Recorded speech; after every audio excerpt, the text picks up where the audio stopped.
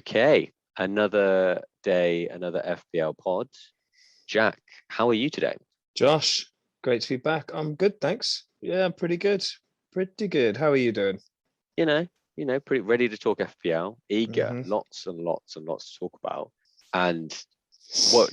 Let's start off with what are we gonna tell the listeners this week, Jack? What we got on the menu? What we got on the menu this week? So, what we'll do first, we'll review the last game week 2, how we both did. So go through our teams, see who did well, who didn't do so well. Section 2 will be the key talking points of the week. So we've got XG and XA, who's topping that table so far. We've got talking points like about Lukaku. Lukaku's entered the fray. Do we bring him in? When do we bring him in? Should we bring him in? Simicast, do we sell him or not? Another key question. What else are we doing? Upcoming international break. It's a bit of a controversial one, and we'll go into why and what you should do, what you shouldn't do about it, and what you need to know. We'll be examining whether Salah and Bruno are still essential, taking a look at other assets, other mid-priced assets, West Ham's emergence, as well as many more. There's many more things to cover in that section. So that's the key talking points. And then the third section will be our transfers and plans for the upcoming game week, as well as who we're going to captain.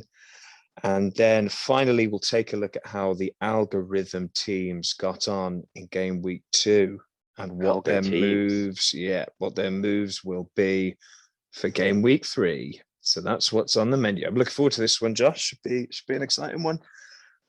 Lovely. So that's the lay of the land. Yes, indeed. So Everything Josh, to cover. Exactly. Josh, how did you do? Game week 2. Let's go for it. How did I do? Did okay. Nice little green arrow. I now find myself just about in the top 500,000. Nice. And points wise, it was 72 for me. Solid. Well above the average, 56. Had a head to head with the average, speaking that this week, and won. So take that average. There you go. Yeah, felt good with that. Any green arrow, I'll take it. Inevitably, you're starting to look at, how to even improve on that. But generally speaking, feeling pretty good. The annoying thing is there are points everywhere at the moment. So we'll drill down into that a little bit in the next section. But generally speaking, happy with the green arrow. What about you, Jack? How do you get on? Well, let's hold our horses. Who did well for you, Josh? I want to know more. Oh. You got such a good score. I want to know who your stars were. Okay. Thank you. Back to where me. Where did those massive points come from?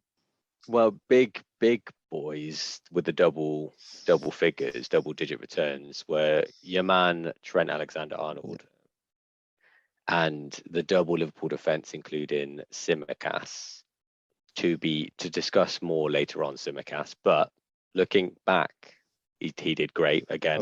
What a buy. Yeah, what a buy he's been. We watched that game together, didn't we? And Trent getting that assist, I wasn't happy about it. But yeah, fair play to you.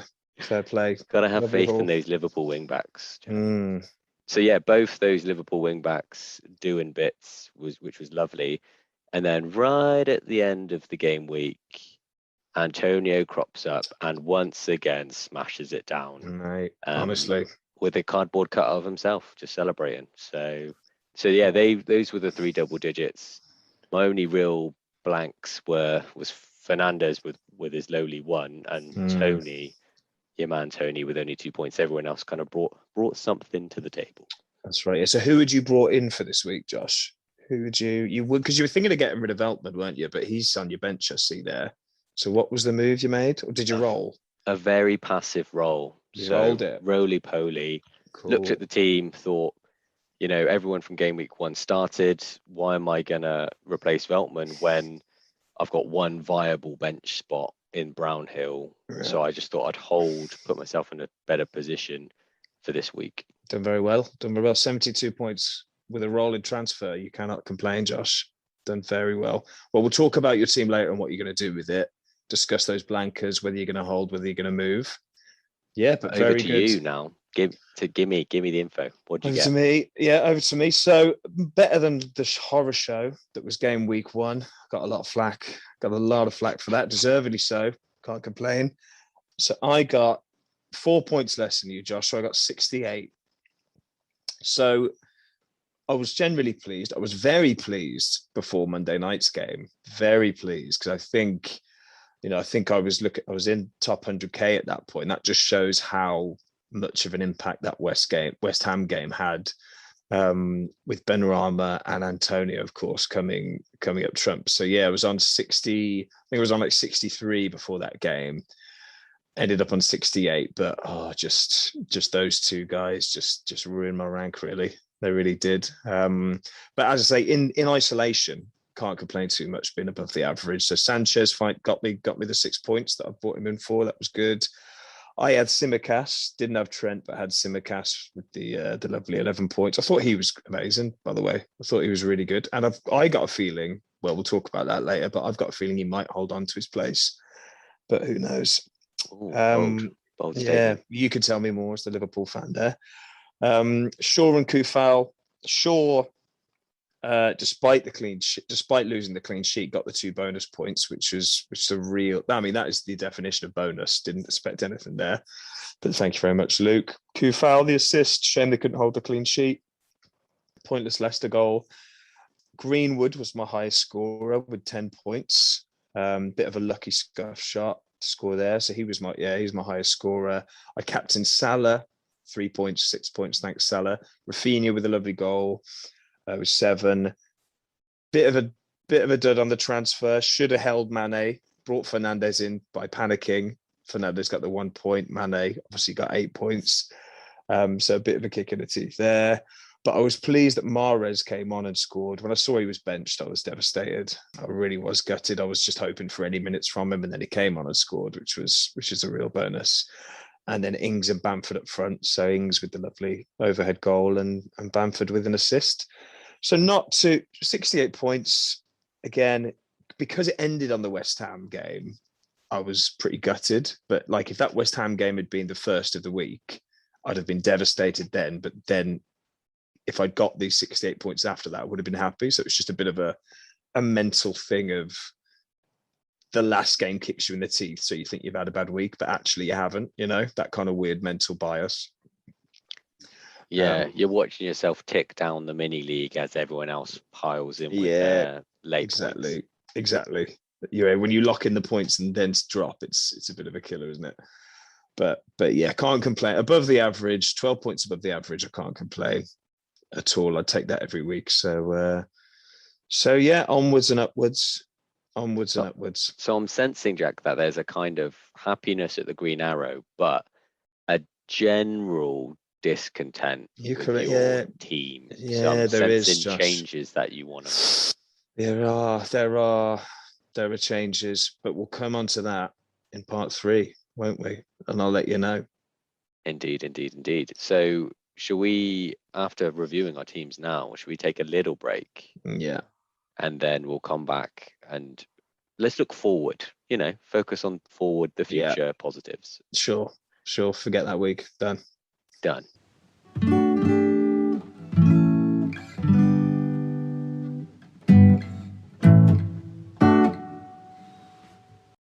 And we're back. So, Jack, as promised, we're now going to look forward with positivity in our hearts. And, the first thing we want to talk about is we've got 2 game weeks behind us. We're going to go ahead and say that constitutes form. And so we're going to take a little look at the XG and XA so far to highlight who are those big boys, who are the ones that if you haven't got in your team, these are the guys that you're going to want there. So we've got some specific points we want to cover. So before we get into players, let's stick and have a look at some of the better teams out there in terms of XG. So we have 5 teams that have an XG of over 4.0, which seems to be a nice little cut off to focus on those 5 teams. Cool. Who are they? So this is teams that should have scored more than 4 goals across the 2 games based on the chances they had, right? So I think everyone can guess them, can't they? So, well, maybe one of them actually. So in the last, with 4.25 goals is Everton. So Everton, that would have been the one that I might not have guessed. I think I would have guessed the other 4. But watching the games, actually, thinking back to watching the games, Dominic Calvert-Lewin does miss a lot of chances. As good as he is, he misses a couple of point blankers every game, it seems. And that's why I don't think he's that great a finisher, but he's a very good positional player. Like, he just knows exactly how to get in front of a defender and stay on side. And sort of, he takes 1 in 3 chances and he buries them. And yeah, Benitez has done well with Everton. What do you think of them? Yeah, I think we talked about them a little bit before when we were picking our game week 1 team and saying fixtures look amazing, some assets which have looked good last year and previous years, but so much going on with like the team dynamic, like who are they going to turn up, who's going to be good. After 2 game weeks now, we can categorically say that DCL is a great option, looks to be a great option at 8.1 he is now, I think. And Richarlison also, looks decent. So yeah, I mean that XG to come full circle for Everton shows, they're a threat. They're one of the top 5 threats so far after 2 games. Yeah, people were worried, weren't they, the Sigurdsson thing and the fans not liking Benitez. Like, there were definite question marks that warranted avoiding them. And actually, defensively, like Digne hasn't done a lot, and he was probably the most popular player after DCL. And he hasn't really come up with the goods yet. But yeah, certainly attacking wise, like players like Decore have stepped up, haven't they, from last year so far? I mean, it is only 2 games, is what I would say, and there've been those home crowd bounces. I think. Yeah, but I think you're right. DCL and Richarlison out of Everton would be. I wouldn't say no to those picks. Cool. So the next highest, we've got Liverpool, your beloved Liverpool, Josh. Pleased with how Liverpool have started the season? Yeah, I mean, looking at where they were last year, I think you can't say anything bad about 6 points and a team which looks like they're purring, really. A couple of other players to step back in as well. Fabinho will come back in. I think he was on bereavement leave because his father unfortunately passed away. Thiago obviously being bedded in a little bit, given a little bit more time after the Euros. And then, people like Robertson have picked up the injuries and, back in training now. So there seems to be that buzz back again around Liverpool that wasn't around last year. And they're playing well. Yeah, I feel like you've got a bit more depth now than you've had in the previous couple of years for some reason. Like Firmino getting benched, that wouldn't have ever happened before Jota came, would it? And the midfield especially, you've got options in there. I know Wijnaldum's left, but yeah, I kind of feel like Liverpool and Robertson being injured, Tsimikas has come in and looked really good. So I feel like you've got a bit more cover now in certain positions. And yes, Salah looks like Salah. Mane looks like he's firing again. Glad I sold him. And Firmino's actually finding the net for a change, which is good. So yeah, I think Liverpool.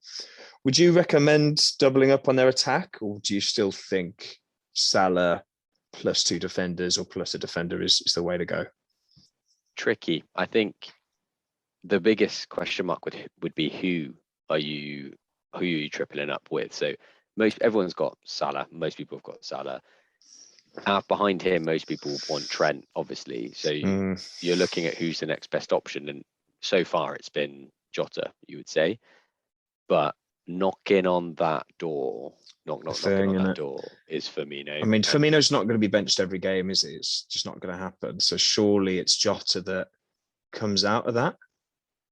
You would assume so, and I think he was the one to have split minutes last year. And actually, I don't want to maybe read into this too much, but when he was substituted towards the end of the game, he didn't look that displeased. He wasn't one of those players that seemed to like. Sometimes you see Mane He's just happy to be there. Just happy to be there. Happy to be a part of it. To be involved. He just keeps scoring though, doesn't he? Like, you can't. I feel like you just can't drop him in that form. He's so good. He's almost like a City asset, I think. You if you have him in your team, you are waiting for that lineup. Just get him out. Don't trust me. Don't do it as a City asset owner. It is the worst. That lineup dread. We'll go into it later, but yeah, that lineup dread it's just not worth any money for me. But yeah. So I would say it's a viable option to triple up on Liverpool.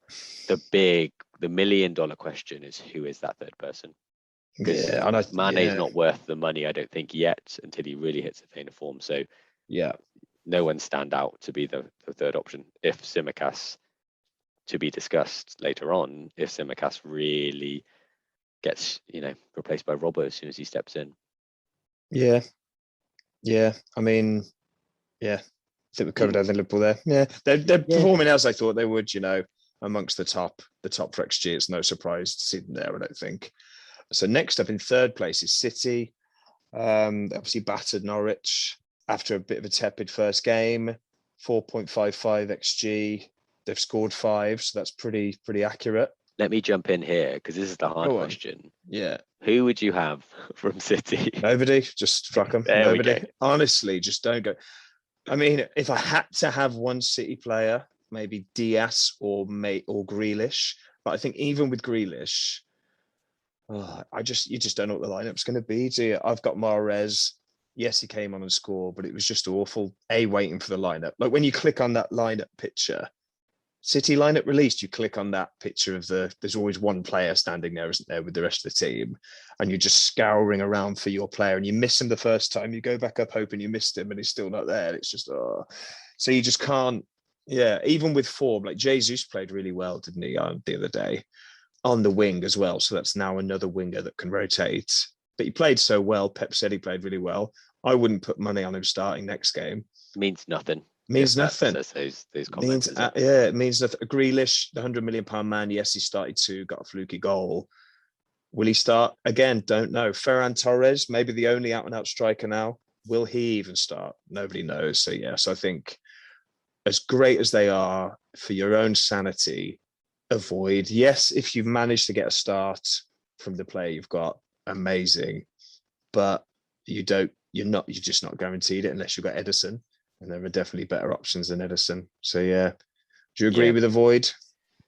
Yeah, no, generally agree. I was going to, if there was someone out there who was like, you know what, I'm going to have a City player no matter what you say, Jack and Josh. I was looking at the XG and XA stats in front of me, and there's only 2 players, City players. One makes the top 10 XG and one makes the top 10 XA. So the top 10 XG player coming in at 10th is Riyad Mahrez, who there you go. Got him anyway. Been burnt by him. Yeah. And the top 10 XA player, who's at the top, funny enough, with 1.42, is Jesus. Yeah, from that one game. Yeah. I mean, the XG thing says it all, doesn't it? They do spread it around so much. They spread those chances around. They're amazing for doing that because they've got so many capable players. But for a fantasy perspective, it's a nightmare. So, avoid City. Pep Roulette lives on. Avoid them, ditch them. Yeah, indeed. And second highest XG, we got Chelsea, 4.83. They're looking bloody good, Josh.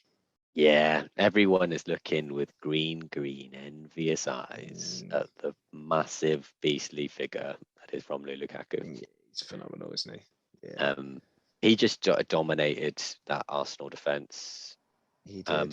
I don't know how else to describe it apart from men against boys. I think Mari's got PTSD. It was embarrassing. I was embarrassed for Mari. I was. Yeah. That first goal, he just barely touched him, and he just bowled over.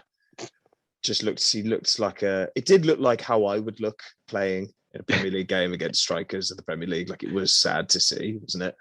But do you think, Lukaku, we'll come on to Lukaku in a minute, I think, in a different section. Do you think his presence makes other Chelsea assets more attractive, though? Well, I'm going to steal comments that I've heard from lots of other people talking about this, that they say the presence that he has and the ability to hold up the ball means that, the wing backs, whoever they may be, left and right, will be able to push on more. The whole team is able to press up a little bit and he can take pressure off. And we just know that he's a proven goal scorer. So I think, he's gonna score goals, which means someone's got to get assists. And those assists are gonna maybe come from wide because he can score them, but he can score any kind of goal. So even your Mason Mounts in the middle and sorry, go on. I'm just making noises. I just think Chelsea looked good before he was there. Now they look like Superman Chelsea. He completes the package. He completes the package, I think, doesn't he? Just that clinical striker. Werner's just not going to get the goals. Tammy, I do love Tammy, but he wasn't quite good enough, I don't think. Problem with their fullbacks is who's going to play. Like, if James was their only right back, I think he'd be in everyone's team. But it's just not, he played really well again, but is he a lock? I'm not sure he is. Same goes for Chilwell and Alonso. Both great options if they're nailed. So yeah, M&M for me, Mason Mount. I think I'm really looking at him 7.5. I think potentially as a swap from a Greenwood, potentially. But yeah, I think you're right. Mount, the likes of those supporting players are going to see their numbers increase because they were creating the chances last year. They just weren't being finished. And now they've got arguably the best striker in the world finishing them. Yeah, seems like one not to overthink, I think. So, well, Lukaku deserves his own segment in a second. So let's not go too much into Lukaku, but Chelsea look spicy. Yeah. They look good. They do. They're tasty. But maybe even tastier at the moment, Josh. Top of the XG charts, West Ham, 5.3 goals. 5.3 XG. Most of them should have been scored by Mikel himself, Antonio. Revelations so far, is it a flash in the pan or are they the real deal? Can I come back to you on that? No, honestly, two games, they look amazing. Yeah. People will point towards the red card against the Leicester game, but they were 1-0 up there. And although it might not have been as open a game as it turned out to be, they were growing into the game. They were dominating, I thought. I watched. Did you watch that game? Yeah. I thought they were comfortably the better team the full way through, personally. And I thought that the Newcastle game, a little bit. It's the first game of the season. Some teams take a little bit of time to set up. But Newcastle came out strong, and they were at home, just turned it around.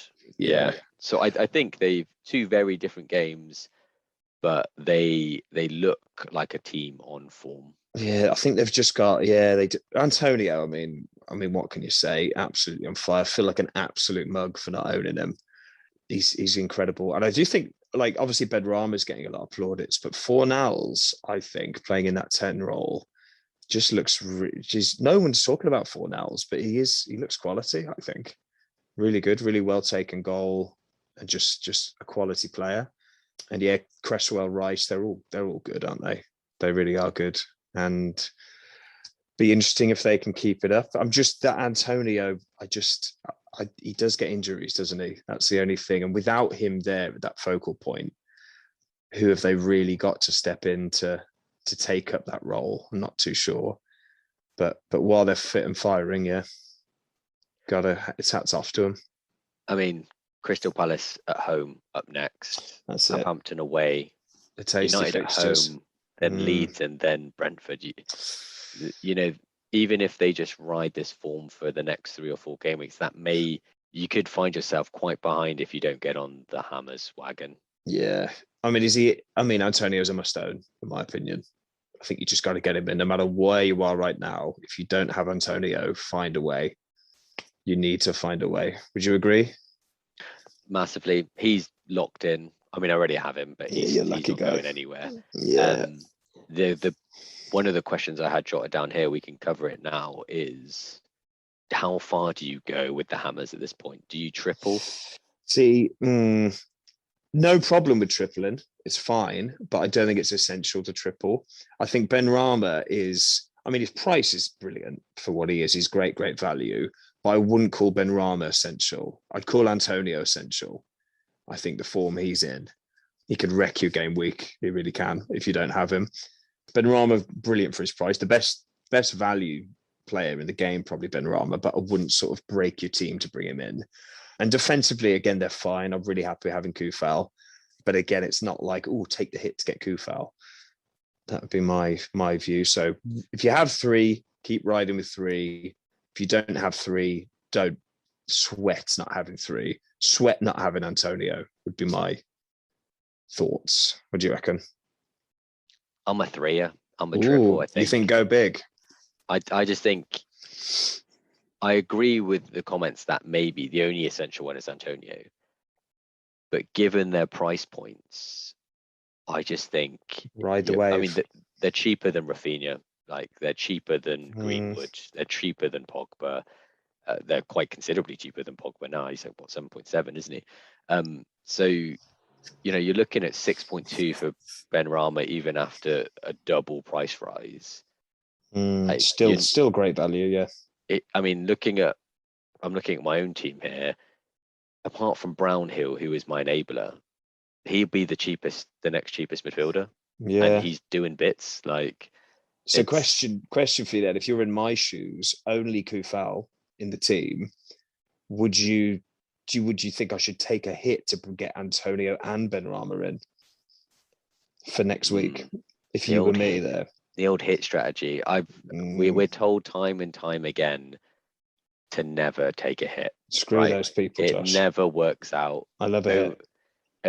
I forget the scenarios in which they say, maybe do it. It's really if you're not even going to field an 11, that's when you should really only really consider it. I think we have different hit philosophies then. I think we have different views. I'm much more liberal with a hit early on to get on the bandwagons and catch the price rises early doors than I am later on. But I'm hit positive, I think, Josh, in that sense.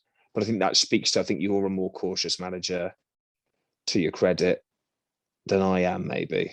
Hate risks. I don't like hates the risks. Hates the risk. Cool. Yeah. Well, that's the XG team. So we quickly do the players individually who've got the XG, who are looking good. So top of the XG table, we've mentioned them all already. Antonio and DCL. So these are the players over 2 XG out of 2 games, right, Josh? That is right. Yep. Cool. So yeah, we've got Antonio and DCL and Lukaku. 1.73 after 1 game is unbelievable. Is incredible. And he did. That save from the head. Did you see that? It was an unbelievable save from Leno. Yeah, even he was shocked. Lukaku. Yeah, they were all shocked. Everyone involved was shocked. But yeah, it was fantastic. But to put that in context, 1.73 is the 3rd highest XG of any player. Incredible. And he's only played 9 minutes. So incredible. If you could have questioned it, Josh, if you could afford it, would you prioritize Lukaku over Antonio? No, not yet. Interesting. I think long term over the season, and I probably get called out for this, but Lukaku will score more points than Antonio. I'd agree. I'm willing to say. Yeah. But if you go back to our form versus fixture argument, for attacking players, it's form, right?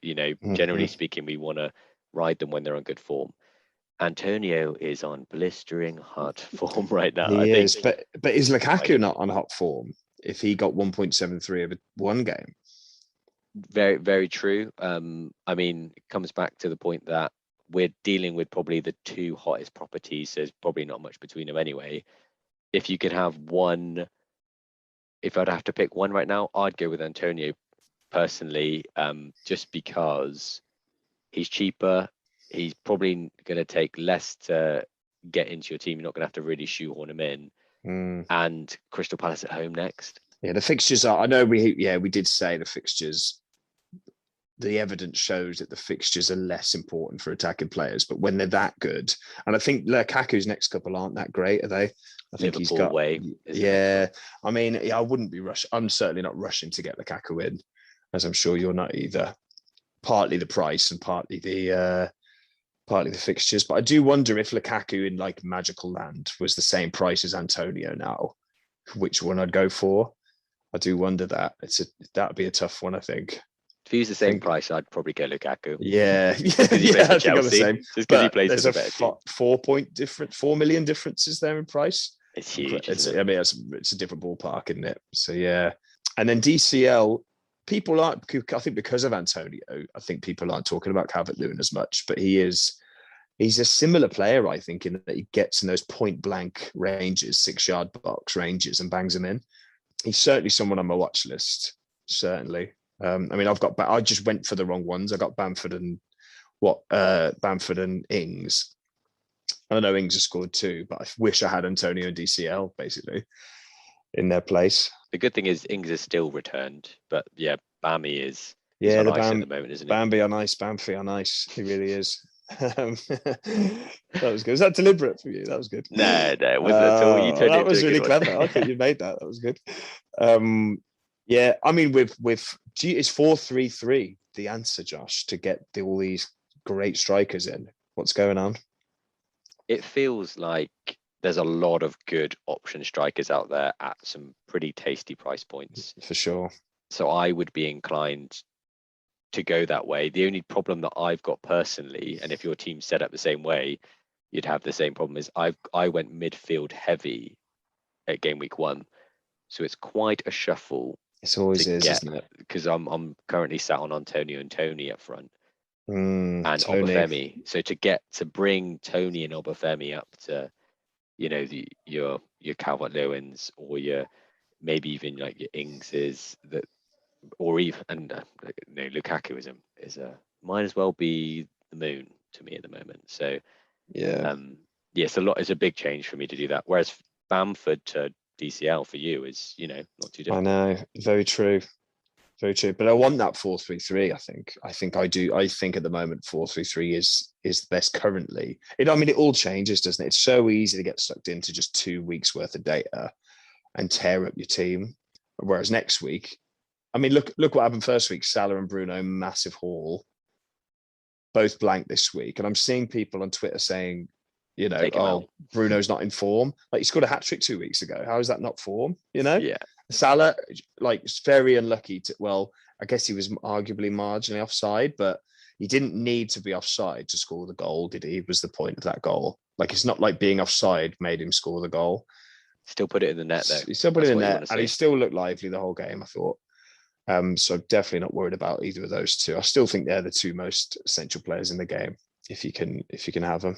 But that's so strikers, you said you want all three, but to move to our final point on the XG versus XA, not looking too much at strikers, there are a few players that we've got that have over 1.0 XA right now.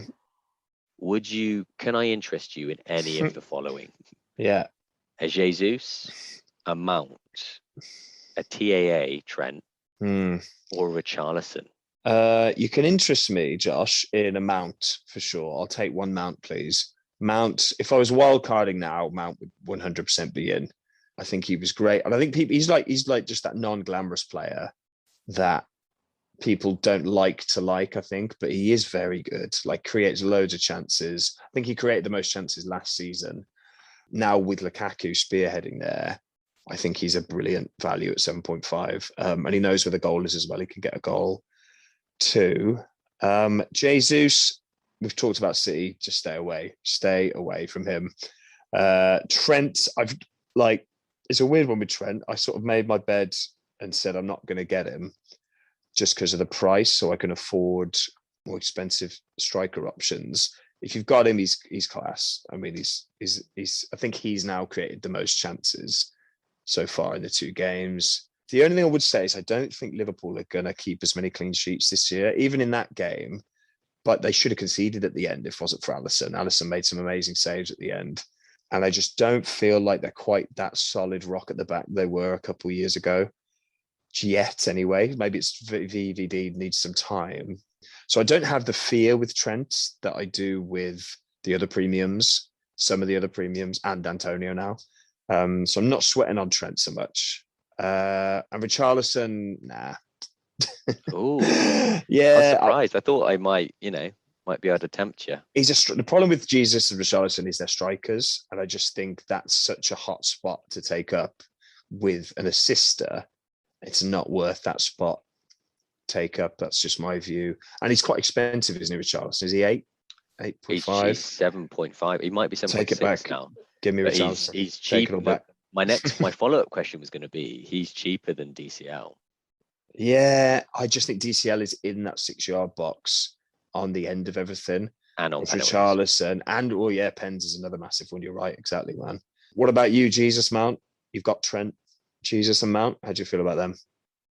Like them both, but I think they're further down the list of potential players that I want to bring in.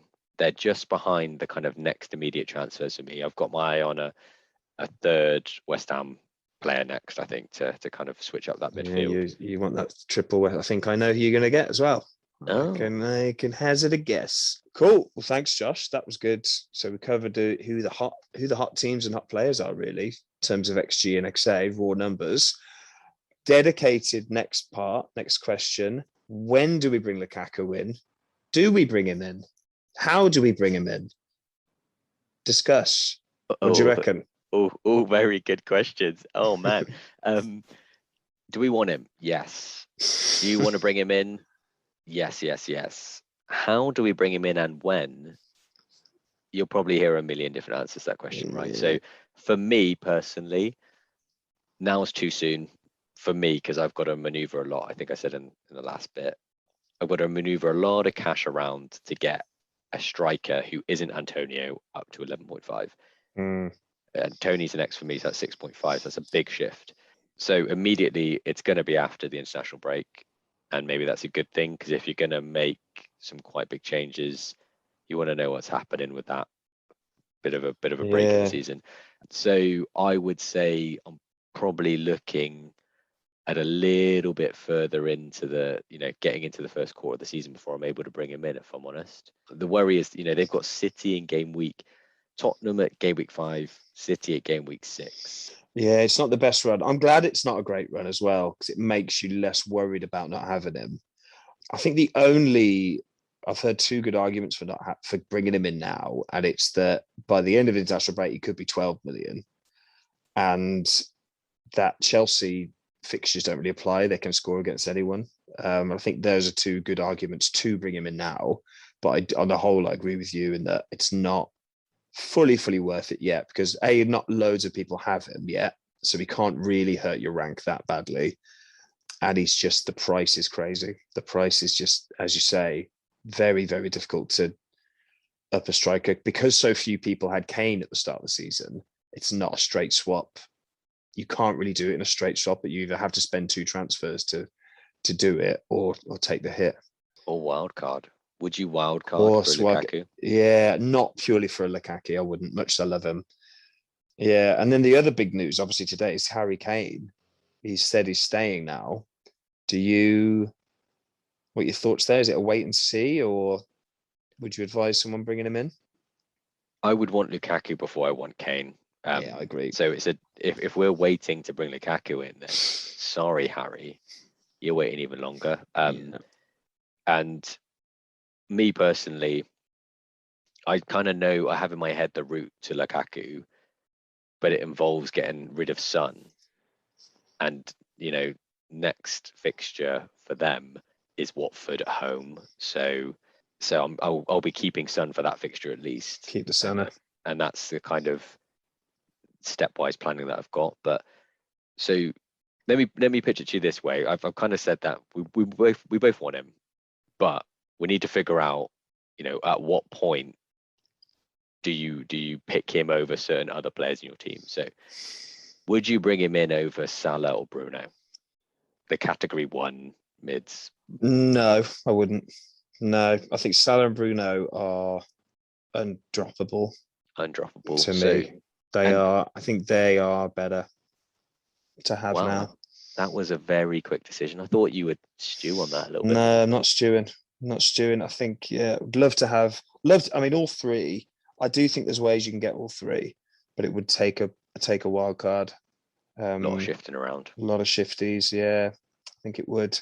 And then does he sit immediately after those 2 then? Yeah, in terms of price aside, yes, he does, yeah. But as you touched on earlier, Josh, Antonio now, if you don't have him in, yeah, I would say actually right now for the next few weeks, Antonio is the player that if you don't have, you just have to have him in. Like if you haven't got Salah or Bruno now, I wouldn't say drop everything and get them in next game week. But Antonio, I would say that. Yeah, catch the hot streak. So yeah, in conclusion, I think we agree. Don't sweat on not having Lukaku right now, but maybe start thinking about how you're going to get him in the next couple of weeks. Fair?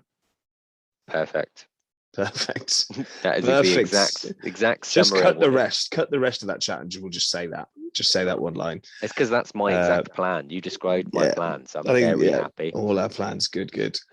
Okay, Josh, Simicast, do we sell him now? Question to you. God, I thought the last question was hard. Mhm. Who knows?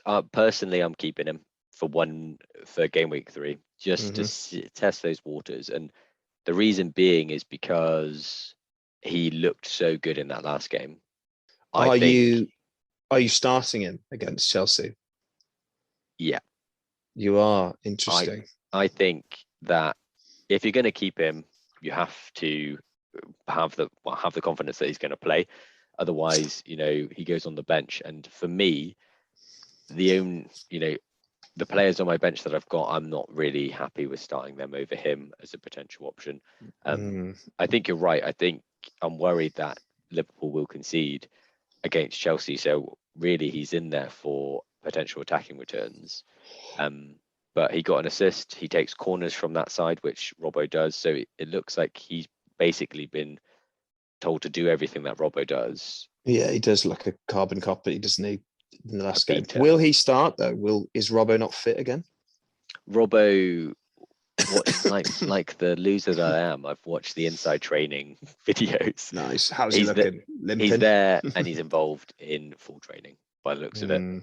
So, I mean, he's ready. I mean, he was on the bench last week, and you would say from the perspective that if you're Klopp, you would not put someone on the bench who you're not willing to put on for at least half a game.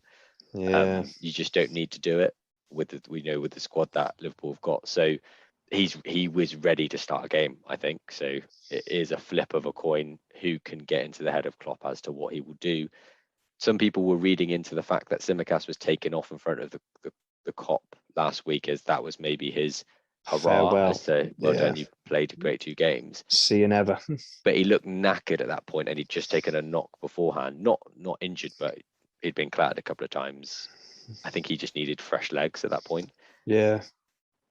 So no idea. What are you thinking? Yeah, I funnily enough, I think a bit differently to you with him. I've got him. I'm keeping him, but I'm benching him. And I'm keeping him because I don't want to just waste a transfer spending a 4.2 on another 4, because I have more pressing transfers to make. So it's not that I'm keeping him because I think he'll play, because I'm not going to start him. It's just he's bench fodder now for me until I have an opportunity to get rid, because I'm sure Robbo will come back in, if not this week, then very, very soon.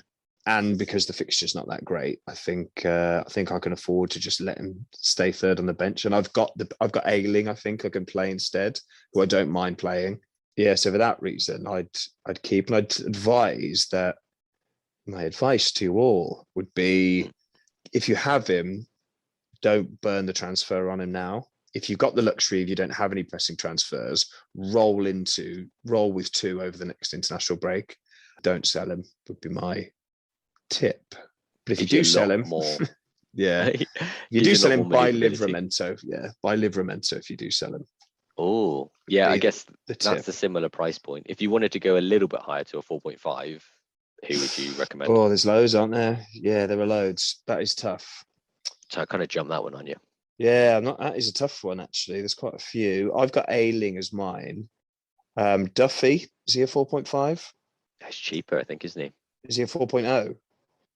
Yeah, but he's had some price rises, so he's either 4.1 or 4.2. Well, yeah, good. I think the consensus is he'll probably start the next few games. Brighton, very good defence. I think that's a good shout. Yeah, we mentioned Livramento. I said there are loads. Maybe there aren't as many as I thought there would be. What do you think? A Sanchez. I mean, I'm not really interested in the Spurs defence personally, but yeah, they've looked all right, haven't they? I haven't watched all of the Brentford games, but I've heard that Henry looks good. I mean, they've had 2 clean sheets already, so that maybe says, they're going to they could continue to do that, be getting clean sheet points, but he looks particularly attacking. Yeah. So maybe an option again at 4.5. These players are going to be your bench to rotate in when some of your other players don't have great fixtures, aren't they? So yeah, it'd be amazing. Yeah, fair point. Cool. Okay. So those are our views on Simicast. Very good. Simmy. Josh, upcoming international break, roller transfer. Now, I don't think we should spend too long on this, because every day something changes with this international break, it seems like. So very quick recap would be, so international break coming up, some of the players have to play in red list countries, right? So that would mean after returning from those countries, they isolate for 10 days by the law, which of course would mean they'd miss this next game week. Now, the first update was that I think Liverpool initially came out with a statement, and then all the Premier League teams got together and issued a joint statement saying that they won't allow players to go to those countries. They will allow the other countries, but not the red countries. So that seemed like the end of it. But then today, I believe, FIFA have sent a letter to Boris Johnson saying, please encourage them to do it, I think, and they released a statement saying there'll be consequences basically if they don't. So yeah, I mean, again, I don't think we should. I've kind of been thinking just act as if I'm sure they'll find a way for the players to play and not miss games. What do you think? You'd really hope so, right? You've got to say that the clubs are not going to let their top assets leave and not be able to play a game week when they come back. Yeah. I noticed, I didn't know actually about the letter from FIFA, but I had seen a lot of backlash from players' social media referring to that joint statement, saying like basically with puzzled looks saying, I'm not going to get to go away on international duty. So it seems like some of the players definitely. So the players were confused about the Premier League statement. Yeah, so Cavani was one. He posted a picture of the statement with big question marks underneath. Ben Rama posted a picture with himself and his Algerian teammates. Oh yeah, I saw that. Yeah. So it looks like the players want to go, enthusiasm to go, and that could cause some problems, I guess. But I think the bottom line is the Prem teams will not let them go if they're gonna miss a game week the other side. So with that in mind, unless you've got some pretty big fires to put out, roll a transfer, give yourself some insurance. Yeah, I think that's a fair point, man. I think that's a fair point. Yeah, it'll be interesting. It's sort of unprecedented, this. Someone told me yesterday it was just some guy on a football pitch, so it could have been absolute nonsense. But he said that the rule is that clubs obviously have to let their players go, but one of the conditions of that rule is that the player has to be available within 48 hours after the game. So that would obviously mean they're not available for that time period. So I don't know if that comes into it, if the Premier League clubs could say, well, look, they're not available because they play this game. Time will tell. Keep your ear to the streets is what I would say on that one. And as you say, Josh, if you can afford to, roll that transfer. Cool. One final thing then, looking at game week 3, because we've already talked about our transfer plans, haven't we? Yeah. Can I ask for a break? Can I request a break? Oh, you know what? We go. You can have a little to break. The next section. Thanks a lot. Let's give everyone a break, and then we'll see you again in a second. Thanks, man.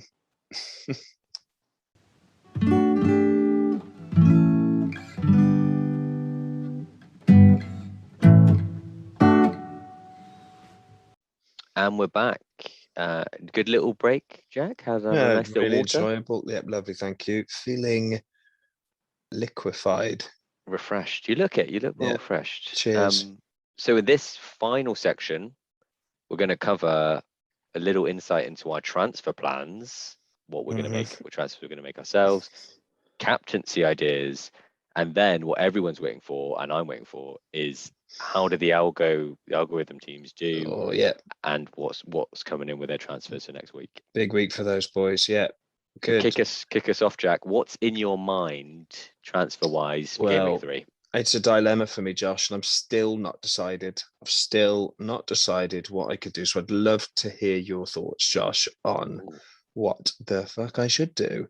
So, big issue, no Antonio for me. So I think he has to come in one way or the other, right? So he's in. So I've got Bamford and Ings up top, and I've got a very annoying looking Mahrez at 9 million in my midfield.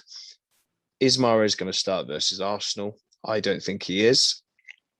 So my question to you, and I put this to a poll on Twitter as well, so I'd be interested to know what you think the result is and what you think you would do. So option 1, Mahrez out, Obafemi up to Antonio, Mahrez down to a 5.0 or a 4.5 fodder. So I'm switching to 4-3-3. So I'm keeping Bamford, Ings, and I bring Antonio in, but that would be -4.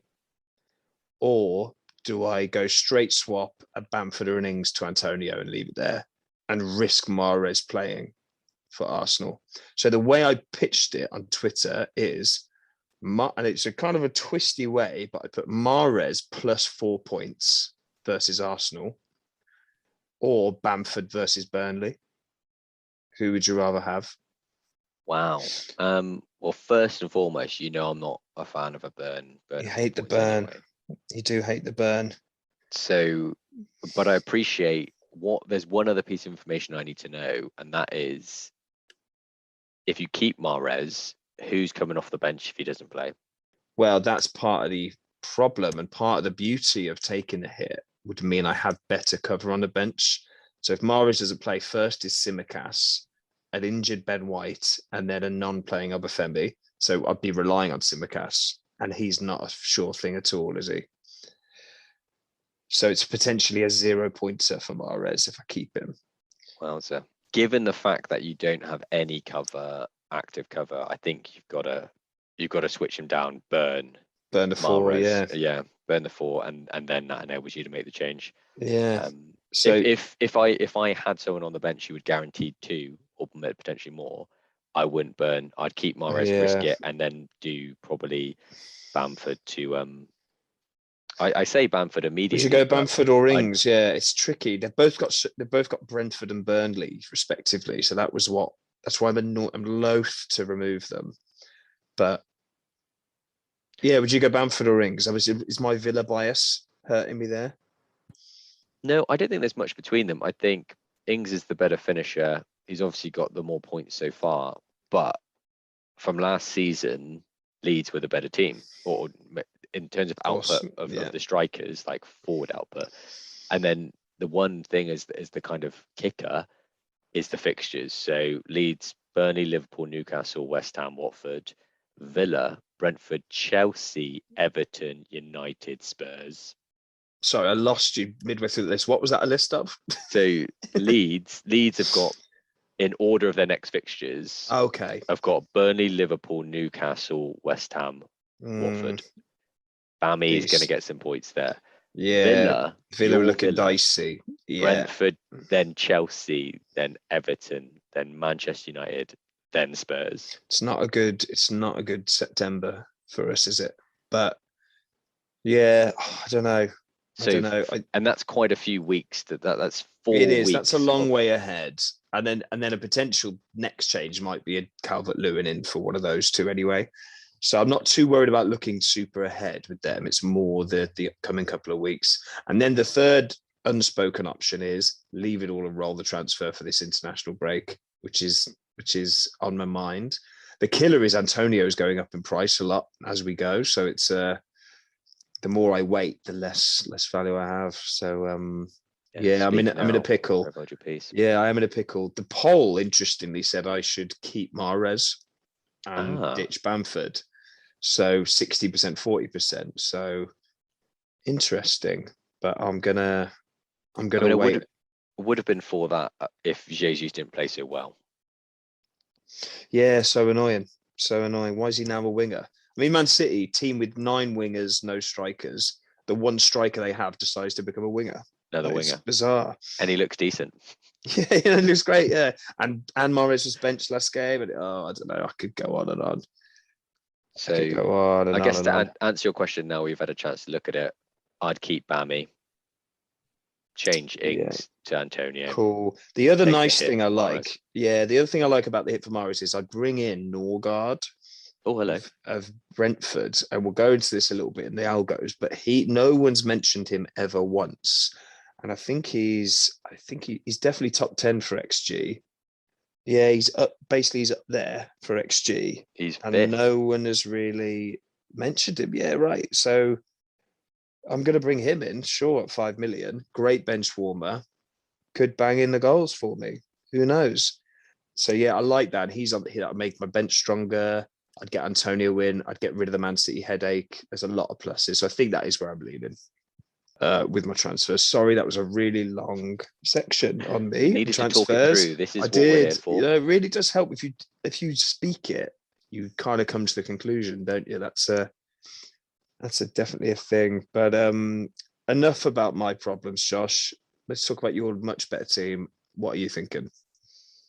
So, because I held a transfer last week, I was in a position where I was going to, if I don't do anything, I'm going to burn a transfer. You lose one, yeah. So I was kind of stuck because the person that I really wanted to get rid of is Tony, but I have no cash. So you need to spend the 2 to make it worthwhile. And I'm ahead of exactly the reasons that we said before. I want to keep the 2 for the international break because I feel like something's going to happen.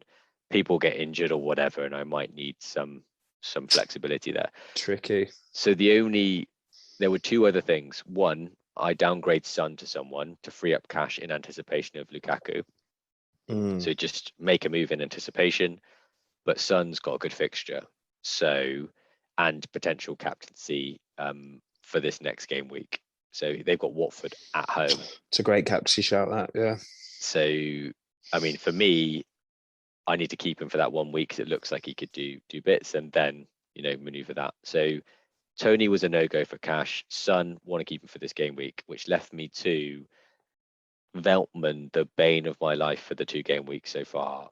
He's obviously no idea when he's back. I need some better coverage on the bench because I only had Brownhill. So I just got rid of, I have done this change already. So this is locked in because I was worried of a price rise. Yeah. You've mentioned him already, Livramento. You got the liver in. Nice. So I brought him in because I just wanted a little bit better coverage on the bench. And I only made that move because it's a free transfer for me. Would have burnt it if I didn't do it. I like it. I'd have done the same, man. Yeah, that's really good. You've got that. If Simicast doesn't play, you've probably got more of a points getter than Brownhill on that bench with Livramento. Yeah. He looked pretty attacking as well. So yeah, he did. He got man of the match, of Southampton, but he seems to be one of the better bench options, along with your man Norgard. Nice. Very good, man. Yeah, approve. I'm very jealous of your situation. Well, we'll review that again after this game week. So yes, we will. Speaking next game week, who's your captain? Well, I've already mentioned Son. It's between Son and Antonio. Nice and short for you. You're not considering Salah and Bruno? Salah at home to Chelsea. Chelsea, I believe, have the lowest XGA so far of any team. So not so confident. Bruno, I mean, away to Wolves, I think what we're seeing at the moment is a real at-home dominance for any team. We talked about it last week. Yeah, I think you're right. That at-home factor is big. So for those 2 reasons, taking the premiums off the table, and I'm looking pure form for Antonio at home, a West Ham at home against Crystal Palace, who looked a bit passive last game, Crystal Palace. Yeah. Or Sonny at home to Watford, which at the moment, that's, I think, my first choice, Son. But I may switch to Antonio. Yeah, Antonio is I think a lot of people are going to go with Antonio, aren't they? And I could see why. I mean, the form's ridiculous. But if I had Son, yeah. I mean, Son didn't he blanked last week, didn't he? He had his chances again. Yeah, he did. I think he's a great shout. But Kane could be in, and I think they'd look even better because those 2 are like peas in a pod. Yeah, Kane some people think it's bad news for Son, Kane, but I think it's very good news. I think it's I mean, they link up ridiculous assists. They link up, don't they? I think they assisted and scored each other like 3 times in the same game last year, didn't they? They just they're on the wavelength. So yeah. My captaincy's actually on Fernandes at the moment. Yeah, I think he just even when he's not playing that well or United aren't playing well, he gets points, and he could have scored last week, even when United were not playing well. He's on the pens. With him and Salah, it's just a kind of when in any doubt, pick one of those 2 and shut your eyes. But when I see Antonio in my squad, when I make that transfer, I might feel differently. So yeah, I think Antonio is a great shout. Any others that maybe we haven't got that you think are good shouts? I mean, Lukaku, not the best fixture. No, I mean, the reasons why I was looking at Spurs and West Ham apply to other Spurs and West Ham assets, you'd say. Kane, no one knows what's going to happen, so only really Son for the Spurs game. West Ham, you could look at Benny Rama against Crystal Palace at home, get that kind of extra midfield. The only other fixtures I would be kind of rubbing my hands at are that City at home to Arsenal. Although, who are you picking again, for City again? Who are you, like, if I knew Mahrez was on the team sheet, I'd captain him in this game. That's the crazy thing. But instead, I'm getting rid of him because there's a chance he's not playing. There's such a uniquely frustrating side. The best players in the league, but you don't know if any of them are going to play. It's bizarre. Arsenal look like they're on their knees as well, don't they? They are so bad, aren't they? It's so. I mean, it's just. So I saw someone make a great point the other day. They're like, they're so bad, they make you angry at them, even if you're not a fan of them. Like watching them makes you angry at how bad they are, and it's true, isn't it? Like everyone hates Xhaka, even if you're not a fan, you hate him. It's so strange. Yeah, they're fall from grace. Well, anyway, we don't want to focus too much. Yeah. But the only other one bit of an outside bet would be he's having a party is Jamie Vardy. Do you think? Norwich. Oh, I know they're away. It is Norwich. I know they're away, but Norwich can fall over if you get on top of them early. Yeah, and Leicester are a decent team. It was curious that Iheanacho didn't even. I don't think he even came on, did he? In the game the other night. Put Daka on. He's meant to be really good, but Nacho last year was just so good, and I don't know what it is. He just can't seem to. Is he really third in the pecking order there now? Seems. No idea. Seems mental.